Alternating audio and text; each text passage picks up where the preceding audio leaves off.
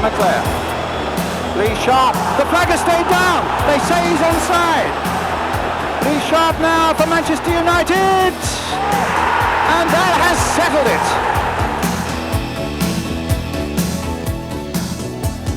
Parks.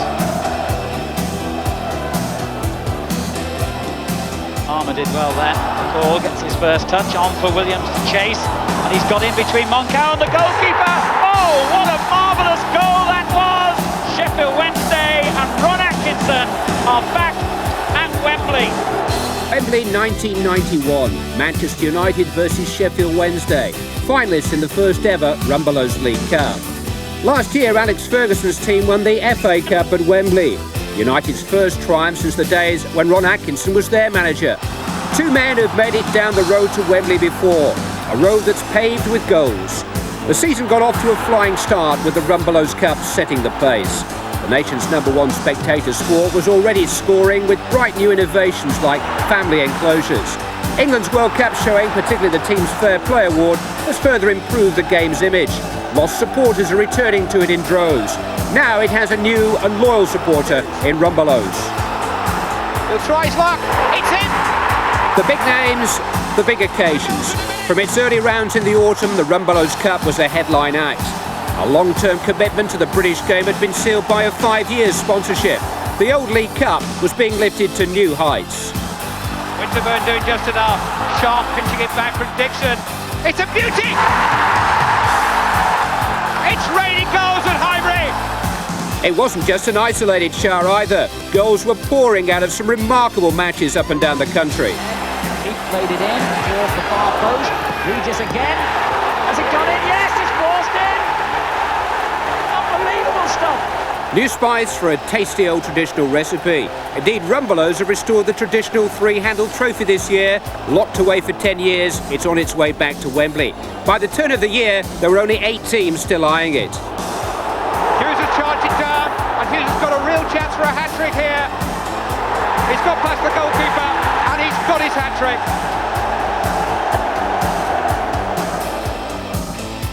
And it looks as though Leeds are going to come off first. Jack's got another one. It came from nowhere. Matthew, Townsend, against the post. Can Dixon get there first? He has!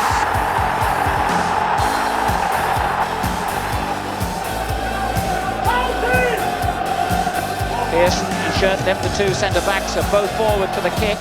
Laid into the far post and cut back neatly as well, and the turn, and it's got in! Sheffield Wednesday, Chelsea, Leeds and Manchester United, the very first Rumbelows Cup semi-finalists had announced themselves. It was to be the old Unique Cup, the old stadium, even the finalist medals were to be struck to the original design. All Rumbelows needed to know now was who would be collecting them. Sharp chasing this one. Sterling getting the header. Sharp! It's there for Manchester United! The mistake by Mel Sterling was punished so effectively by the young number 11.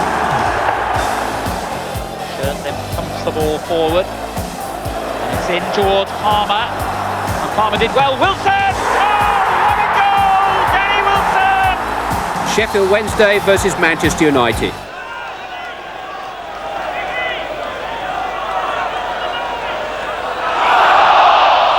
It's a free kick now to Sheffield Wednesday.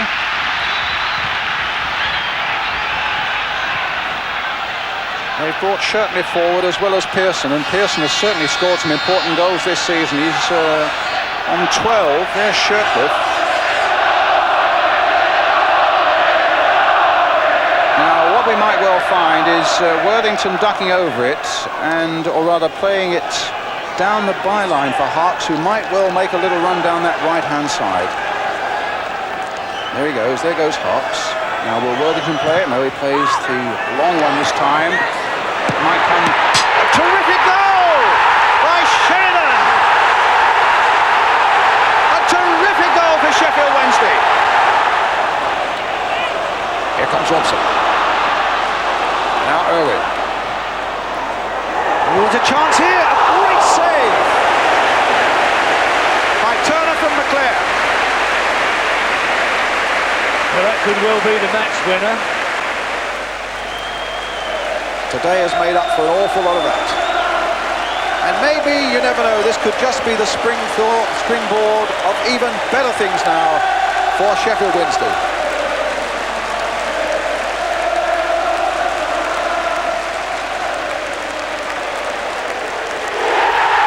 Great winners of the Rumbelows final, Sheffield Wednesday. The League Cup is 30 years old. This is its story from the 60s to the 90s. The competition was the brainchild of Alan Hardacre, for 20 years the brains behind the Football League. His idea was to break the Football Association's 90-year hold over knockout competition. A fresh challenge for his member clubs, a new source of entertainment for fans.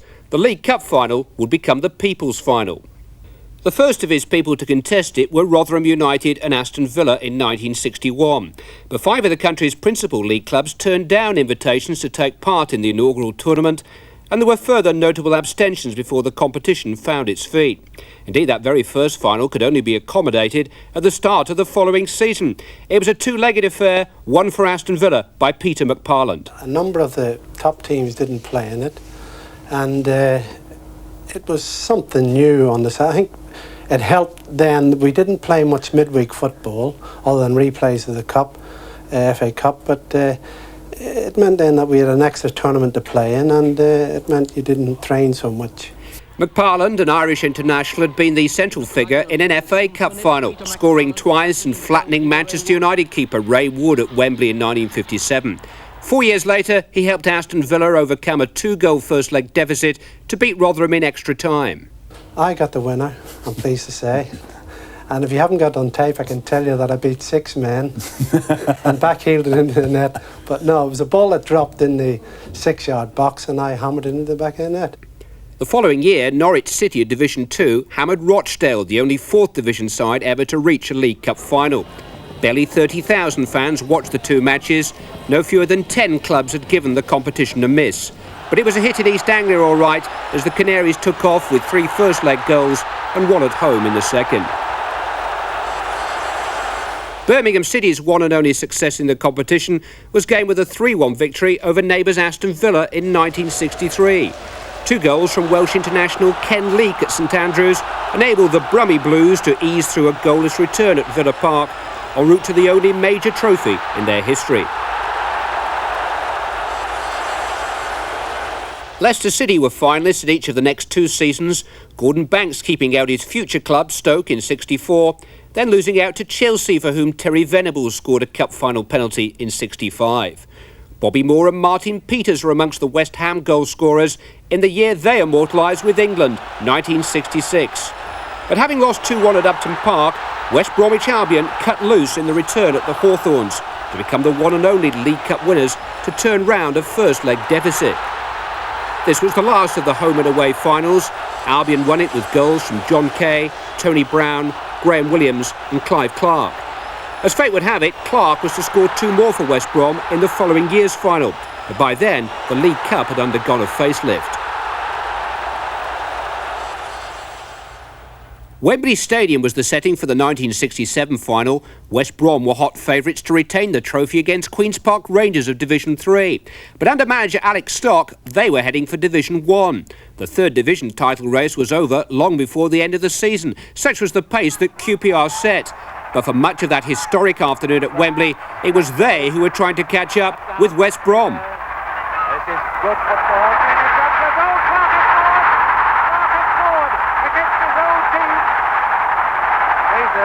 Rangers come out to try and play somebody offside. And they fail, and there's Brown with the chance. Got Clark with him, and Clark is onside, and Clark heading through.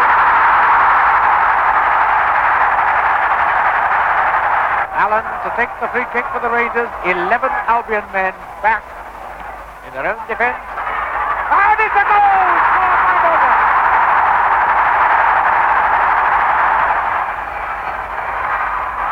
Number 10, nice.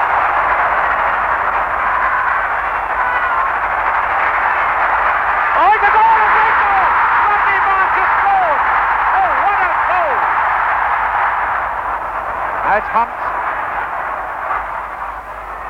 Lazarus and Hunt. Lazarus, it's a goal! Rangers are in the lead. Wembley's first League Cup legend had been written by Queen's Park Rangers, with Rodney Marsh in the starring role. When I was at Queen's Park Rangers, we had a tremendous win in the League Cup final at Wembley when we beat West Brom 3-2 after being 2-0 down at half-time, and they were a first division team, and Queen's Park Rangers were in the third division, and that was a brilliant, brilliant game for them. Further encouraged by the offer of a place in Europe to any First Division winner, the leading lights of English football were showing more and more interest in their fledgling competition. In the year of their first European triumph, Leeds United won the Cup with a disputed Terry Cooper goal against Arsenal. Should that goal have been allowed? Watch it again from another angle as we stop the film at the vital moment in dispute. As Arsenal keeper Jim Fennell will testify, the 1968 final was played for real. The League Cup was coming of age, starting to sort the men out from the boys. It certainly encountered one or two growing pains that day. Leeds were tired of being football's bridesmaids. They were ready to fight for their first trophy under Don Revie. 4 more followed in the next 4 years. But Arsenal were back to try again 12 months later against third division Swindon Town. Captain Frank McClintock received a match-day telegram from Revie at Leeds. It read, "Be first up the stairs this time." McClintock was, but only because the losing captain is first up on League Cup final day. Another Don Rogers, saw to that. Don Rogers. Beating one and another. And the wall is going with him. Everybody was saying that Arsenal were a better team than us and we're going to win. But I don't think there's one person on our team thought that, because we'd beaten some good teams along the way and we were playing really well. So we fully expected to win. Breaking nicely for Swindon to Smith, to the far post. Noble is there, and Wilson lost the ball. And my goodness, Scott was nearly there to bang it home. Rogers running inside, and Rogers is away. Now here's a great chance for him. Good work by Wilson. Noble following up. And my goodness, that Arsenal defence was caught wide open then, and Wilson atoning for that earlier mistake. And now Rogers bringing it out of defence for Swindon. Lovely play, and there to take the return. Good play by Rogers.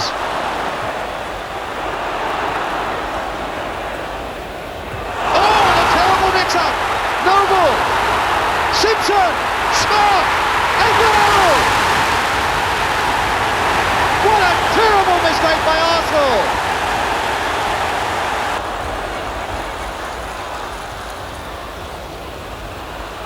Graham, now Gould off in support. Can Gould get to it now? It's a goal by Gould! And my goodness, is he not pleased with life? Bobby Gould!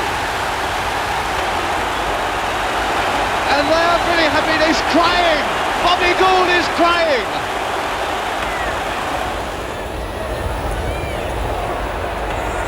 Heath trying to dummy past McNabb and does so! There's a chance for Max Scott! Oh, against the post! What a let-off again for Arsenal! And it's a brave man who put his money on a winner of this game. It's still so very even and so very, very close. Very nearly through. Rogers! A goal by Rogers!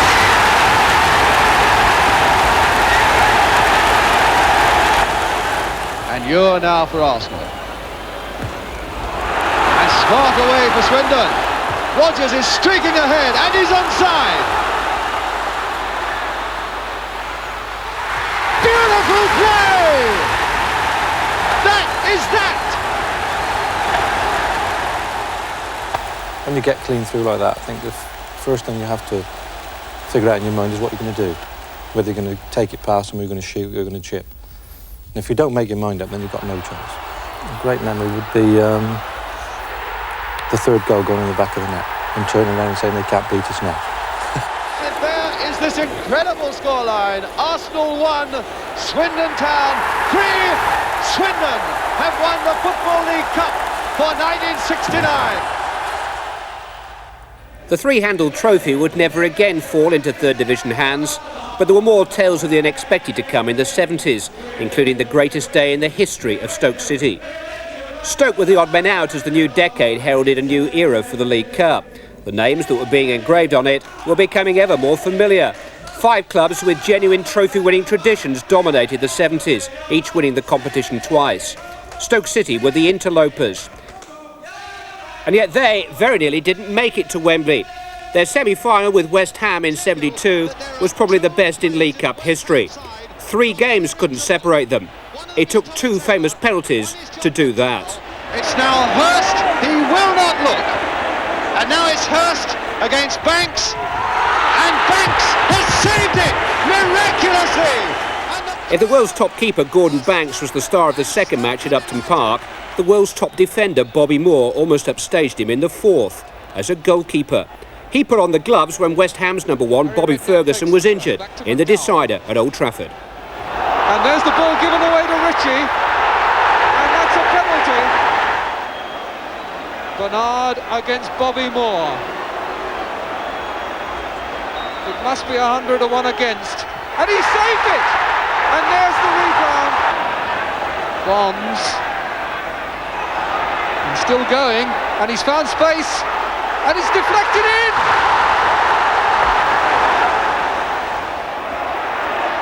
Bonds wins it.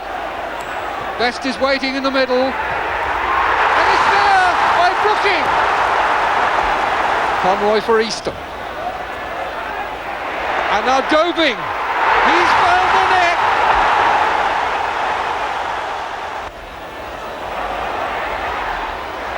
Come out to Conroy.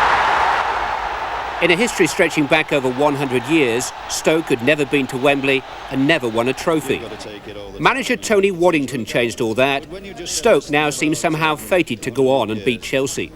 Waddington's masterstroke was calling George Eastham out of a football retirement from South Africa. Eastham was in his 36th year. It turned out to be a vintage one. Peter Dobing then with the throw for Stoke City. Smith is right up at the near post for Stoke. And Osgood had come back with him, and it was the fist of Bonetti. Turned in again, and now Greenough looking for it, and Conroy! Terry Conroy!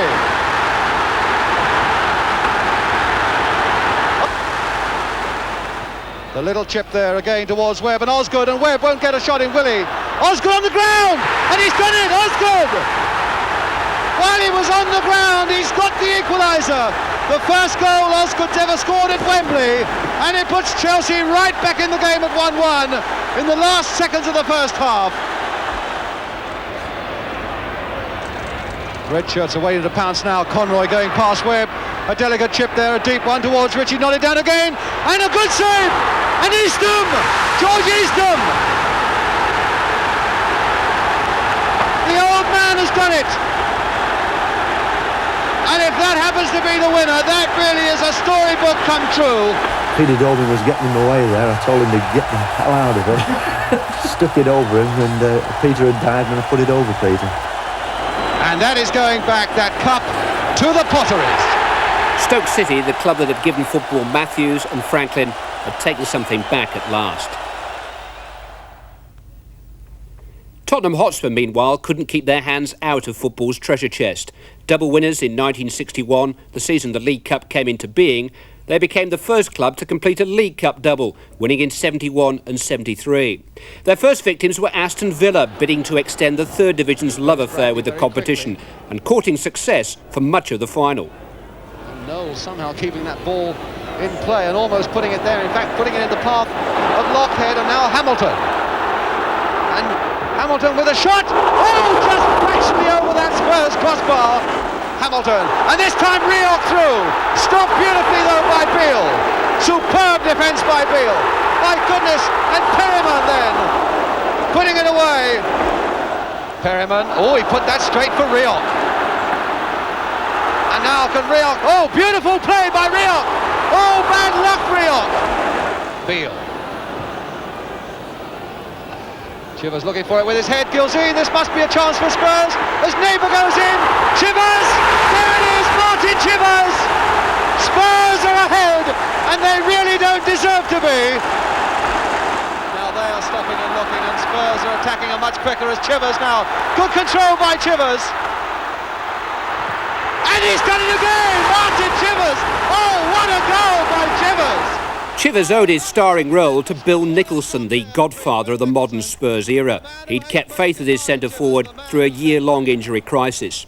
It was an injury to Tottenham's John Pratt that ironically ushered the hero of 1973 onto centre stage.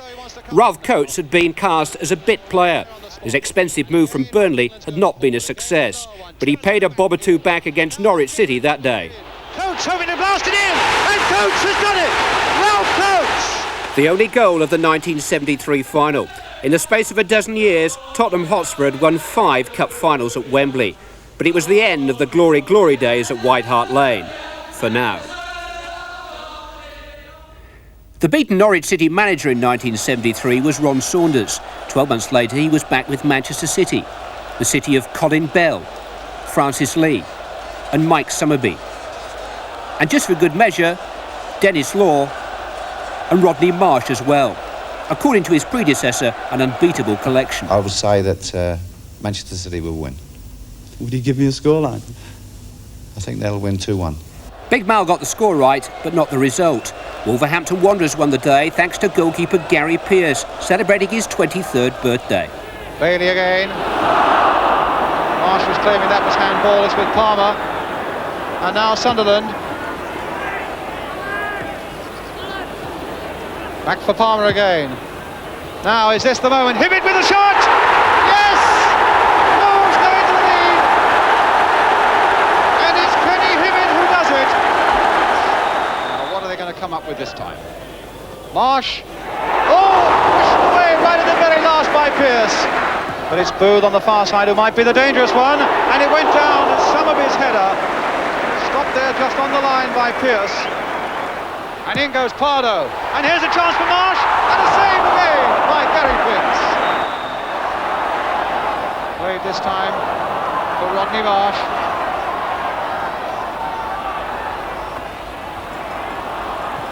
And he's got it in well. Oh, and this is a chance for Bell. And he's taken it. And then it's 1-1. Summerbee again taking it. Booth is right in there once more. Bell is in there too. Oh, and again Pearce has done it. Monroe having it knocked off the top of his head there by Tommy Booth. Here's Bailey. Boston again for Sunderland. And now it's a chance for Richards. Oh, and he's got it! John Richards! 2-1 to Wolves. To John Richards fell the winner, but to Gary Pearce came manager Bill McGarry's immediate congratulations. Hearty congratulations. Derek Dougan was ready to offer thanks to a higher source. Winning the League Cup had become a heavenly experience. It was an experience John Bond and Ron Saunders were still to enjoy. Saunders was returning for a 3rd consecutive year and with a 3rd different club. Beaten with Norwich and Manchester City, he was trying out the 3rd-time lucky theory on Aston Villa. But he'd already used up some luck in a tight semi-final with 4th Division Chester, who'd gone within a whisker of turning back the League Cup clock to the time when Rochdale made it all the way. But Villa survived to keep their Wembley appointment with a former Saunders charge, Norwich City. 1975, and Ron Saunders' League Cup luck was changing at last. And Norwich a bit under pressure as Hamilton takes another corner. Keelan's gone for this one. Oh, his handball! It's a penalty. Machin had to handle it from Nichol's header. There's the corner. Here comes Nichol with the header. And Machin had to handle that on the line. So it's a tense moment for Ray Graydon. Can Kevin Keelan stop it? Yes, he can, but he's got a chance for a second one goal. Graydon scores. 1-0 to Villa. Well, what terrible luck for Kevin Keelan. I thought I got away with it, but to my astonishment, it sort of fell straight back into his path again. I was scrambling back to turn and out to parry it again, but by then he sort of tonked it in the back of the net. I thought Ron Saunders might have told him that probably if he's got a weaker side, then his left side is probably a little bit weaker, but you know, it's a guessing game. I was lucky, I guessed right, but not unlucky with the rebound. Ron Saunders with the Football League Cup. Anybody who thought Ron's appetite for League Cup success had been satisfied had another thing coming. Another final with Villa 2 years later. This time it was against one of the clubs that he'd played for, Everton. Few would pretend that it was a match to remember. When play was stopped to search for 2 sharp spurs that had fallen off the bandsman's boots, it was the main talking point of the afternoon. What can this be about? I've never seen anything like this. The spurs were recovered. The game didn't recover. Chris Nichol and Mick Lyons. But It was such a bad game, he called us all together to take us off. I think it's what a lot of people thought. Come on, lads. We're going off. Come on, lads, buck up, give us a game. Villa and Everton gave us 2 more. For the first time, the League Cup final was in need of a replay or 2. Roger Kenyon's clumsy own goal gave Villa the advantage in the first at Hillsborough. But Everton showed a remarkable resilience throughout the saga, and in their very last attack, Bob Latchford eventually forced an equaliser. Extra time and another replay at Old Trafford. The league surrendered to the idea of a penalty shootout to settle another draw, but it wasn't necessary. Extra time was, though, but only after Everton had taken the lead for the first time in the marathon. McNaught came in and Latchford!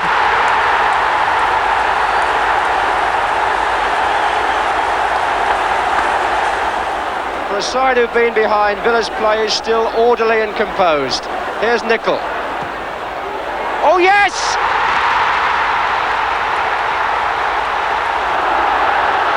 And now, could Villa come again and win it? Here's Little. And he's got there!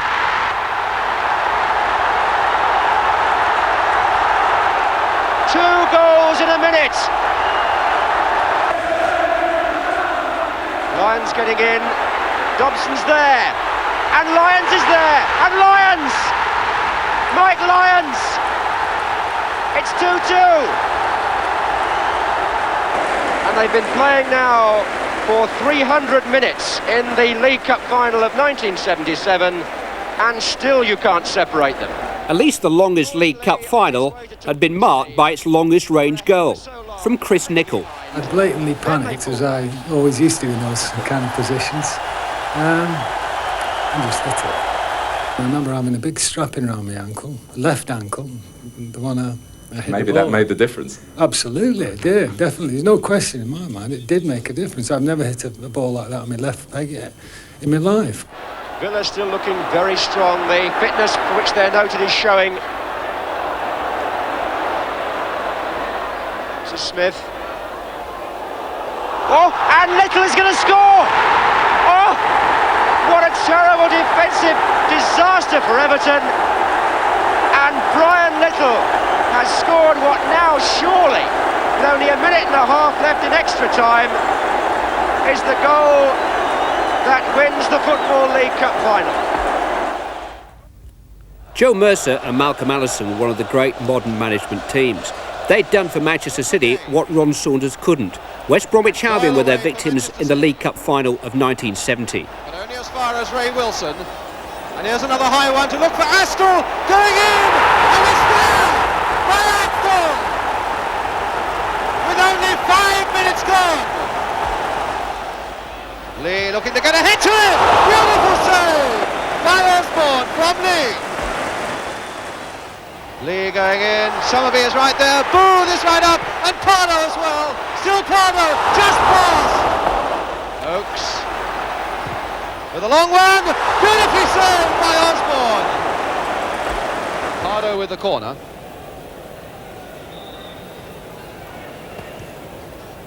Summerby to flick it on in spite of the pain. And it's there! The equaliser for Manchester City.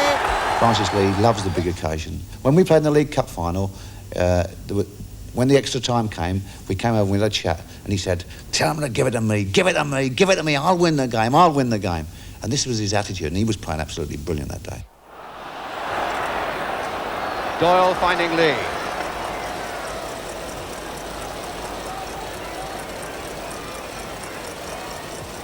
Oh, and Lee did well to get that over. Bell flicking it on. Pardo! With Pardo! Manchester City, who'd beaten local rivals United in a compelling semi-final, had come from behind. Skipper Tony Book lifted the cup. 6 years later, he was back as manager. His opposite number in the Flares, Gordon Lee of Newcastle United. Strangely, there was only one true Geordie on the field that day, and he proved to be the match winner. Hartford with it though, yes. They're playing it across there towards Mike Doyle, who got the header in. Might come anywhere. Yes, it's there by Peter Barnes. The 19-year-old has put Manchester City into the lead. Craig. Cassidy. Played now for McDonald, onto the right foot. Gowling is there!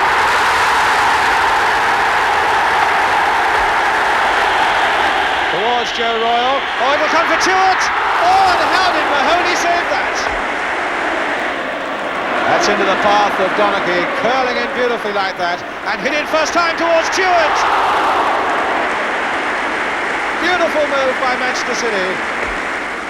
Donaghy. Got Barnes outside him. Donaghy prepared, though, to float it in towards Tommy Booth. Oh, and what a goal by Tuart! What a goal! It was not the best overhead kick I've scored in my life. It was most important, but it's not the best technically. And as it came to me, just did the overhead kick and it flew in. Caught in the full. I really couldn't see where the ball, but I'm afraid when I turned around and saw where it did end up, I mean, if Asa Hardford hadn't have caught me, I'd have still been running around the stadium now. Wearing the Magpie shirt of his hometown club, Tuart made a beeline for the Newcastle dressing room after the match to serve up something to drown Geordie sorrows. 1978, and two more Geordies leading out the Cup finalists, Nottingham Forest and Liverpool. Brian Clough and Bob Paisley were the most successful managers in English football. By comparison, Chris Woods was a complete unknown, a teenage stand-in for a cup-tied Peter Shilton. But we'd all heard of him before the afternoon was out. Curling in, a dangerous one there. Larry Lloyd is up and he had to be up well. Case, oh, well saved there. And McGovern can get it away. And Case has got it back. A bad pass out that by the Nottingham Forest side.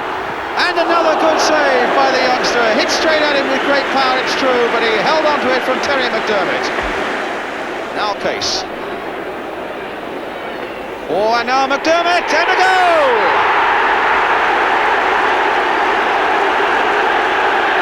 They're off their seats on the bench, and it's been disallowed. Well, what was the infringement there? There must have been an offside as that ball swept past Chris Woods from Terry McDermott, and Liverpool are disappointed. And here's Emlyn Hughes going a long way forward. Good save! Oh, what a good save by Chris Woods. Kenny Dalglish. Now Kennedy. Thundering a left foot shot. Oh, and he's lost it this time. And he just about saved it before Dalglish could get in. Forrest making one or two very elementary mistakes. And again, young Chris Woods getting beautifully behind a shot from Terry McDermott. Well, I thought I would be, a little bit nervous, more nervous than what I was, but when I got out there, when we went out for a walk, I felt, with all the other players around me, it was, a really tremendous feeling. And then when we went out, I was just looking forward to it, that was all. Yeah. Chris Woods and Nottingham Forest defiance continued through a controversial Old Trafford replay. Case arriving, and Case going for it, and it's come through to McDermott, hooked across, and missed them all.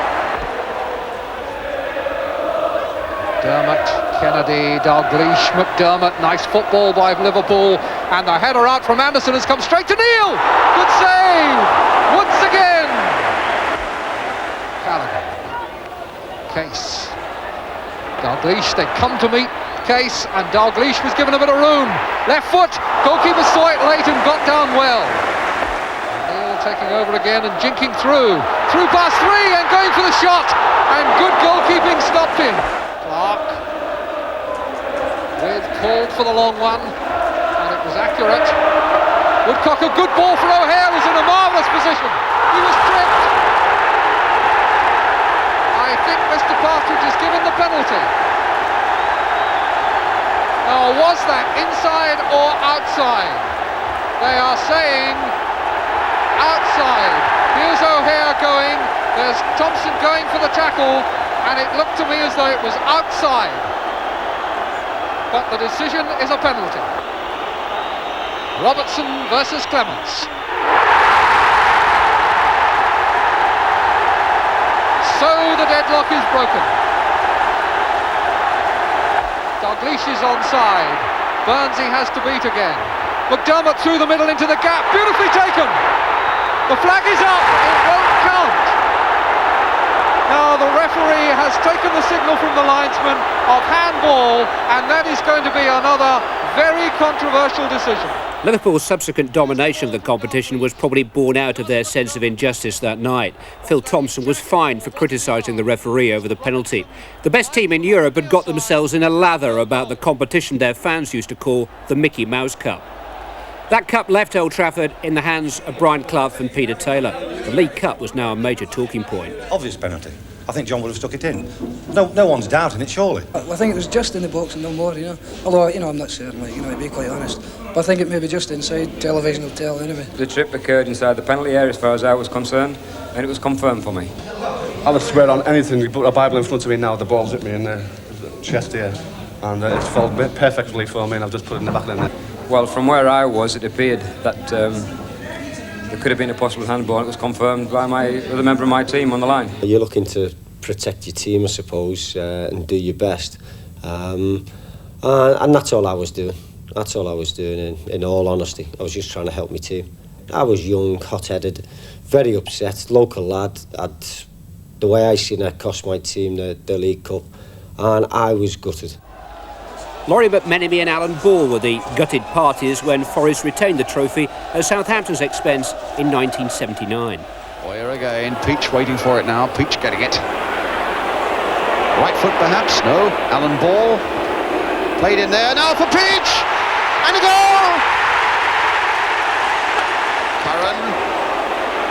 Holmes is loose on this side, if Curran can hoist one far enough, Boyer's in there! And Holmes was almost in there. What a brave and a good piece of goalkeeping by Shilton. And Forest looking a little more aggressive in the second half. Here's Robertson now. Can he get a shot in? Oh! And a goal there! Oh! Well, Birtles got a chance he should never have been allowed. People like Alan Ball and Williams and Holmes have got to get hold of that midfield, and Gemmell is having such an influence on Forest in this opening period of this second half. Here's Birtles. Well, I never did. What was Geno doing there? I thought for a moment the whistle must have gone, and it very nearly did for a goal. Birtles playing it on, and Waldron. Oh, yes. A bobble very nearly did him there, and it may well have done, as Woodcock takes it up. Played there for Birtles! Offside! Offside, no goal! No goal! Barrett. Now Birtles! Going all the way, Birtles!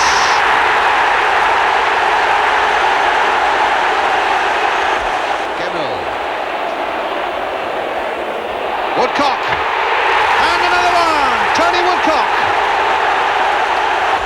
Williams. Waldron right in there, and Curran in here. Oh, and a great goal by Nick Holmes. McMenemy had every cause to tell his beaten players to lift their heads. It had been the best final since the heroics of Queen's Park Rangers and Swindon in the late 60s. But there was no parting Nottingham Forest from the League Cup. They had made the first successful defence. And 12 months later, they were attempting the second against Wolverhampton Wanderers.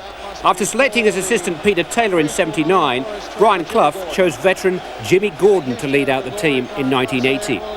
Forest's semi-final victims had been Liverpool, victim of another of those penalty awards. Oh, penalty is it? It is! A penalty, Birtles was brought down. What a dramatic finish. John Robertson again stood between Liverpool and the one major trophy that had eluded their relentless treasure hunt. Same corner, same result. Forest were heading for their third consecutive final.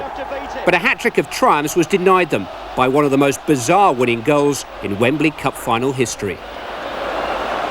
Now Palmer. Now Gray. A little touch by Birtles. Doesn't find Robertson.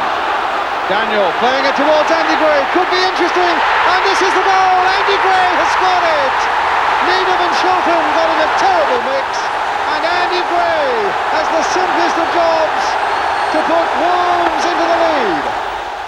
The celebrations that greeted Andy Gray's gift-wrapped winner provided further evidence of the growing status of the League Cup.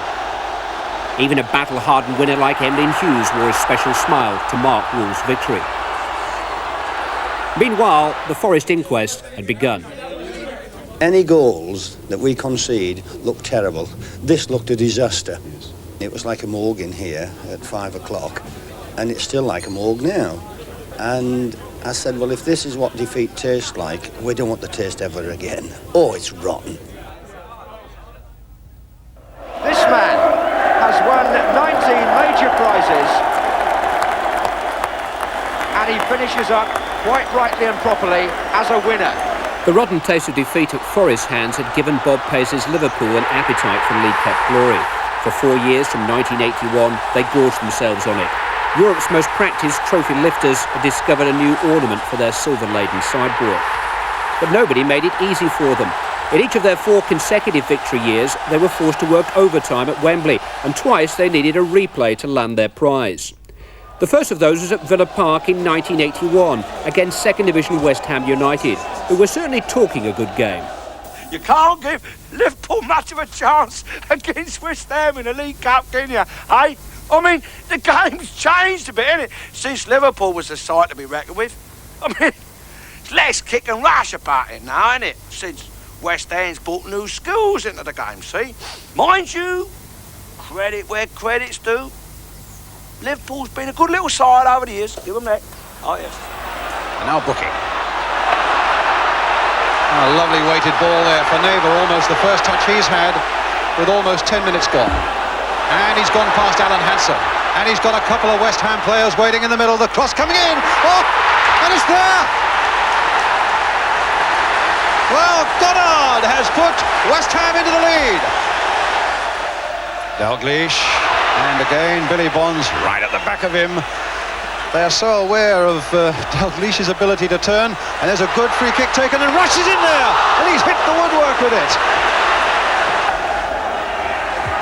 Ray Kennedy off the top of the crossbar. Well, luckily, Liverpool are having none of the luck. McDermott playing it in. Dalglish!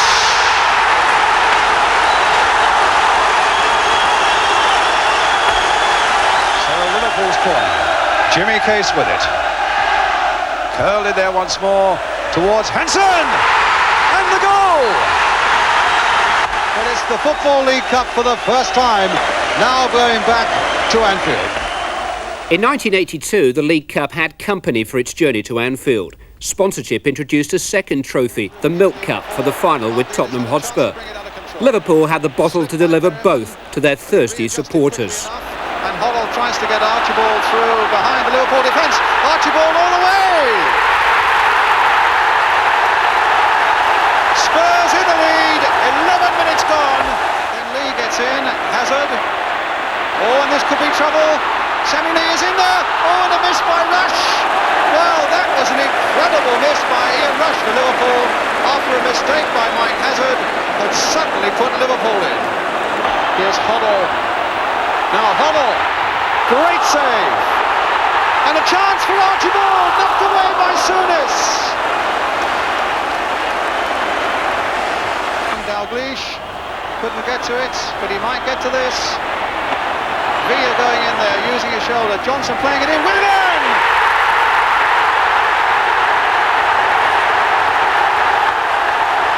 Ronnie Whelan makes it 1-1 with a little under 4 minutes to go. It all looked lost at that time, and then I can remember Davy Johnson kicking in from the right, and I more or less just swung my foot at it. And luckily for me, I went in the bottom corner past Glenn. I remember you running away. What was going through your mind at that time? No idea. It's just one of those instinctive things that you just run off. I knew it was close, and then it got us right back in the game again.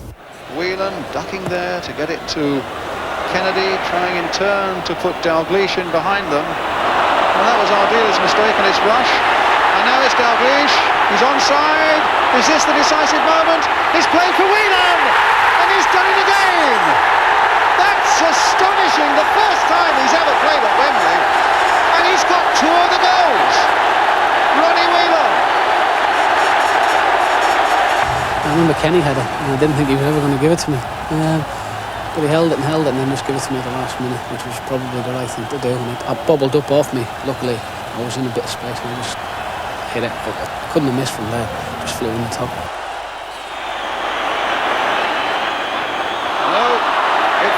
Sammy Lee. And what about that for a ball? Inviting Ian Rush to make a charge, to take it round Price, to play it for David Johnson.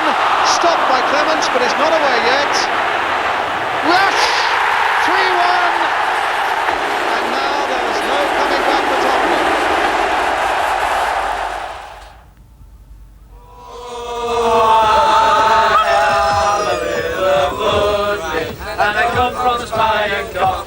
Mighty Liverpool were now in tune with the demands of the League Cup and returned in 1983 in search of a going-away present for their all-conquering manager, Bob Paisley, in his retirement season. It was his 12th and last visit to Wembley, and Manchester United weren't to be allowed to spoil his leaving party. Looks for Whiteside. Took it down beautifully, turned away from Hansen. Whiteside! What a fantastic goal by the 17-year-old after 12 minutes play. Lee. Again, the outlet is the fullback, Kennedy. It's in!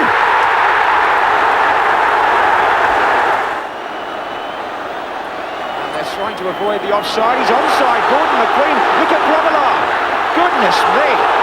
High drama here. Grobbelaar has brought McQueen crashing down, and he must have been 25 yards out from his goal. The ball was equidistant between them. McQueen stretching, and Grobbelaar, yes, he took him quite deliberately. Kennedy. Whelan. And again, Whelan's scored it! Brilliant goal! Ronnie Whelan, who got two last year against Spurs, has scored the second for Liverpool today. One of the most emotional moments, surely, in recent Wembley history. Bob Paisley, universally liked throughout the game, takes the cup ahead of his captain, Graham Souness. A marvellous moment, that. Spontaneous. Was amongst the lads, really. I said, well, let him go up first. And he didn't need much persuasion. He more or less sprinted up. I've had some great times there, but today was something special in the manner in which they won it. And, you know, that I was very proud of them today. The one and only League Cup hat-trick for the one and only Bob Paisley. The first ever all-Merseyside Cup final. And a roar the like of which you've rarely heard before. Liverpool was a ghost town on March the 25th, 1984. The massed choirs of the city's two great football teams had gathered at Wembley for a League Cup final with a stronger Scouse action than usual. Merseyside's football wives were left at home to mind the children. But male or female, young or old, everyone was unmistakably red or blue. And I'd like Everton to win the FA Cup because I don't think they'll get stuffed today. Bailey. Sharp. There's two good balls he's won in the air, but Heath and Grobbelaar's missed it! And was that a handball? The referee looked towards the lineman, and Everton are claiming furiously that was a handball, and Heath came so close. Stevens. Looking again towards Heath, but there are taller men there. And a shot into the side netting again by Kevin Richardson. But here are Liverpool. That's Souness with a shot, and Southall with the save now. Heath waiting in the middle. Still with Sharp. And a shot that was curling awkwardly, and Heath almost got in. Neil. Oh, tremendous save, and Robinson almost got to it, but Rush hit a glorious shot there, and Southall made the save of the day. The game ended goalless, but the first Sunday final at Wembley had 100,000 stars. Merseyside United won the day. Not even a penalty appeal could divide them on their big day out. Well, I definitely didn't put my hand up intentionally. I think what I can remember about it is it hit my knee and then maybe come up to my hand, but it was never intentional. As you can see, I mean, the ball definitely hits my knee first and then onto my arm. I mean, you know, the arm didn't go up intentionally to play it. The dressing room talk was of what might have been and what should have been. Rushy, you normally put them in. I missed it altogether. I didn't. Missed it. I mean, he's admitted it. I mean, it's an accident. But I mean, it's not, the linesman's in the right position as well. Decision day was the following Wednesday at Main Road, Manchester. Little dummy by Johnston, gets it back from Rush. It'll come maybe for Dalglish, just nicking it away from Richardson. Souness spreading it for Neil. Played on again for Johnston. Here's Dalglish. Neil in for Souness. And a goal! Souness for Liverpool. Graham Souness's replay goal parted the waters of the Mersey at last. The Liverpool captain could not be parted from the Milk Cup. Liverpool raise the trophy yet again.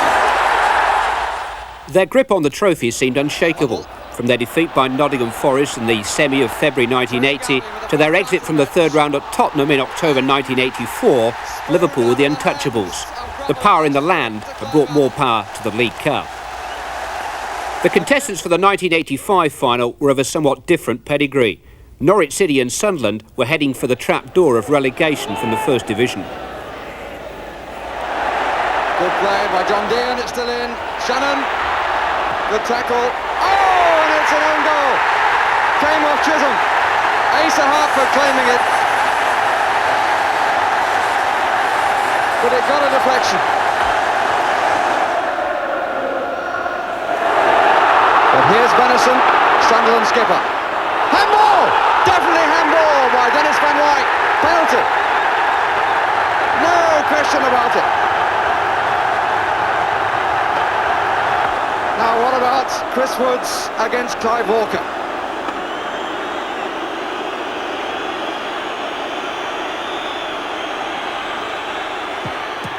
Oh, an opportunity spurned, and there's the most relieved man at Wembley. The stadium's first ever cup final penalty miss. Oxford United didn't take part in the first League Cup. They weren't a league club then. Their remarkable rise from non-league to First Division and on to the 86 final against Queen's Park Rangers took less than 25 years. Their performance when they eventually arrived was even more remarkable, the most comprehensive the League Cup final had seen. Here's Hibbert, put free. He's turned his man well. Will he have a go? Goal!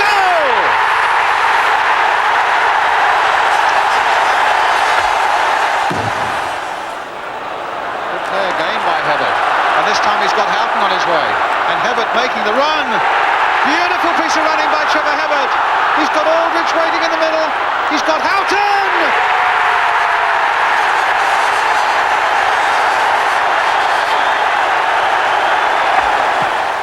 Houghton playing a lovely ball now for Aldridge. He's got Hibbert waiting in the middle. Back again for John Aldridge.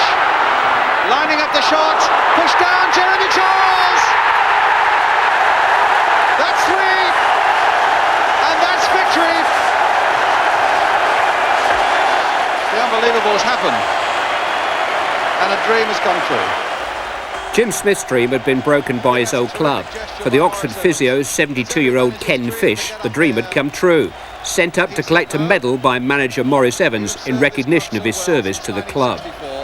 Morris said, come on, you go. I said, no, not me, surely. And of course, there's the gentleman here. He said, well, come on, you've been here long enough, you better get up there and you'll have to go. I said, well, I can't. I better go, otherwise he's likely to sack me. Ken's was the last Milk Cup medal awarded. In 1987, Littlewoods became the new backers, and they started by backing a winner. Liverpool returned to centre stage via a record 10-0 win over Fulham. Waiting for them at headquarters, Charlie Nicholas and Arsenal. Rush, Mulvey. That's a great ball. This is Steve McMahon. O'Leary coming across. He's left Rush.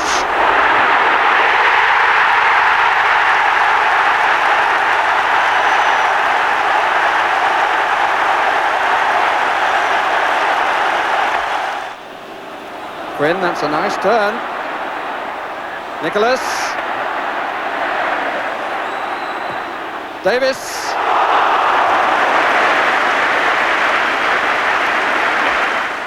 Sanson. Anderson. Adams. Nicholas off the post. Anderson. Yes, it's got in. It's Charlie. Charlie Nicholas has done it. Nicholas. Quinn making the diagonal run. Nobody else filling in. Nicholas. And still. trying to beat the law of averages as well as fine defending. Nicholas once more. Nicholas still. No, says the referee. Sanson. Groves. He's away from Gillespie. Nicholas and Rocastle in the area. Nicholas! Yes! Got a deflection, I think.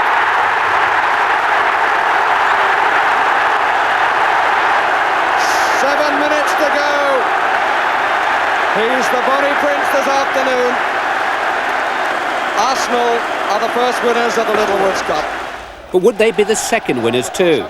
Steve Foster and Luton Town had designs on it, but the Arsenal manager went a long way back with the League Cup. George Graham was appearing in his second final as a governor, but his fifth in all. He played for Villa, Chelsea and Arsenal in League Cup finals, losing more than he'd won. Thomas has gone there to watch him. Harford getting in on this one. Foster's in there too. There's a chance for Luton. Steen has scored.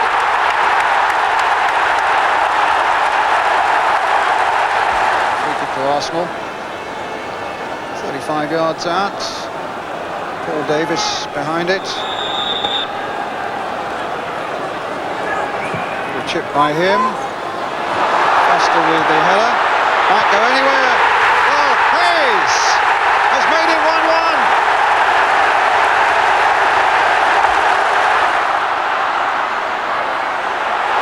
Thomas. And now Smith, the great chance now. He's put it into the back of the net and Arsenal are in the lead.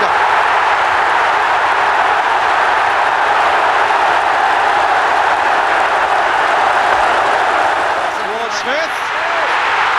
No! Good grief. Even again, no. Well, from about a yard out, Martin Hayes actually hit the post. Adams. And a little flick on. Another brilliant save by Dibble. Again from Martin Hayes. 2-1. 10 minutes left. Onside. Smith's on his way. This could make it safe for Arsenal. Saved by Dibble.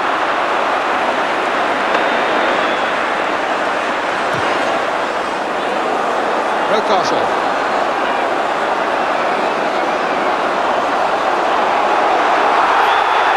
Penalty given as Rocastle is brought down. Arsenal get a penalty. Now let's see. Winterburn. Saved superbly by Dibble.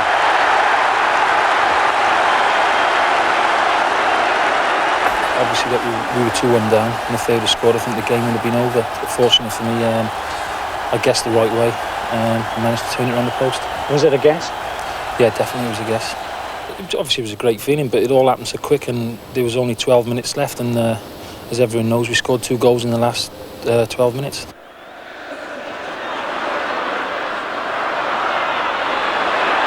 Caesar. Oh, he stumbled. Can Black get in there? Steen!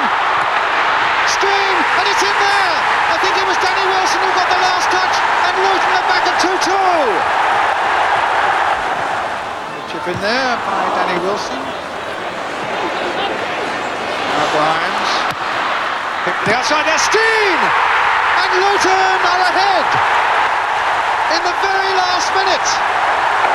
What an amazing cup final this is turning out to be. Were you aware then you were the hero of the day? No, it didn't really sink in until about a week or so later. Really, after all the fuss had died down.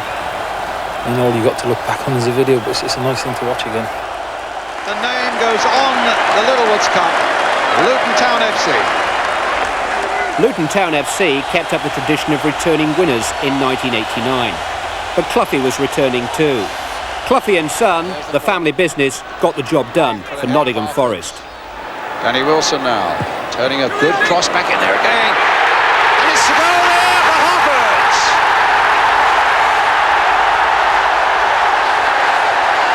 Sutton just got his hand to it, but couldn't stop it going into the net for Luton Town.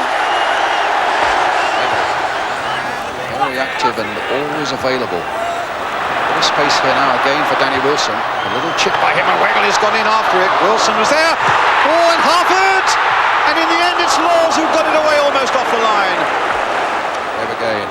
Maybe at half-time Mr. Clough suggested he should impose himself a little more on the game. He's certainly got the skills in his. Hodge! That's going to be a penalty. Seeley brings him down, and Forrest gets a reprieve from the penalty spot. It's 1-1. There'll be a father sitting on the bench for Nottingham Forest who'll be greatly relieved by that. Stopped by Clough, won by him. Chapman now to Gaynor. Plenty of red shirts forward, and Neil Webb is further forward than any of them. There's Webb! A brilliant goal for Forest, and that's 2-1.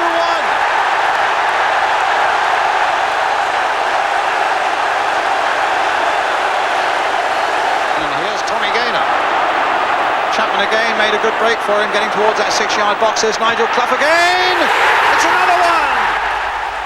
The other one had sealed the victory. Number one toasted it as only he can. It's been 10 years since we lifted a trophy, and everyone was at the ground was saying what a great team we had 10 years ago. But, so it laid the bogey really for us. But I mean, there's no better thing than playing for your club and winning at Wembley. If Stuart Pearce's experience could be bettered, then maybe it would be winning there again. In 1990, Brian Clough marched out alongside Joe Royle of Oldham Athletic, the season's irresistible cup force. Players for him to look for in the middle here. Bunn. He's done it! It's the record! Where is it? It's clear. As far as Henry. Oh, good effort! Oh, what a superb goal by Henry! Lots of blue shirts in the middle if Holden can make the cross. He usually does. He has again. It's a good one. It's been an incredible journey, and I still can't quite believe it's happened. Barlow. But Oldham at the moment looking assured, as Owen brings it forward again. Picks out Adams, who's still on that far side. An accurate ball in for Ritchie now. Good play this, and the shot by Ritchie! Flicked away well by Steve Sutton.